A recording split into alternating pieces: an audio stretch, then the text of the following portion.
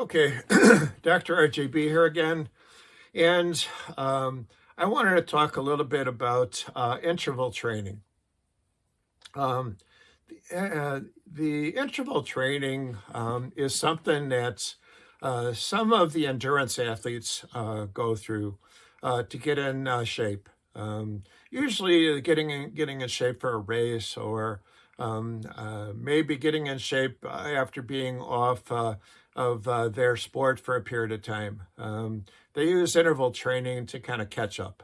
Um, uh, in my sport of running that I've done in the past, when I have tried to get in shape for a marathon, I'll frequently use the interval training toward the end to try to get my muscles in shape so that I can do that long distance running.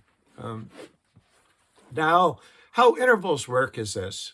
An interval is a period of fast training followed by a period of slow training. I'm not going to just use fast running because there are bike riders and swimmers who use the same technique.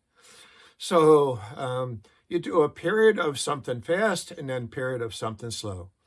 Now, you may see people on the track with running, and they'll use the track where, let's just say, they will run the straight-ways and then walk or jog the curves. If you look at a track at say a high school or whatever, or college or whatever, you'll see that it's shaped like an oval. So there are two straight waves and there's two curves. The two curves connect the two straight waves, basically. So they'll run fast on the straightway and then slow on the curves. The average track is usually about a quarter of a mile long. So the straight waves are probably something like, I would say, maybe 100 yards or so, something along that line. And then, like I said, they rest during the curves. Now, for myself, I usually do running outside. So I do my training using distances on a bike trail. I've actually kind of marked off distances on the trail, and so I know approximately when I'm doing it how far I've gone, and then I compensate with the rest period. So my favorite interval is a quarter mile fast and then a quarter mile slow. Since the track has been marked off in a quarter mile distances, I just know when I've gone a quarter mile, and then the next quarter mile is the rest quarter mile. I should say that the track that I go on, the bike course that I go down, has been marked by other people who are training on it too. So I kind of use their training quarter miles. The other way that I do an interval is by time. I will use a stopwatch that has multiple periods on it, and I will run for a short distance of time, and then I will walk for a short distance of time. So like the stopwatch I have, I will frequently do 20 seconds of running fast and then 10 seconds of running slowly, or 20 seconds fast and 20 seconds slow.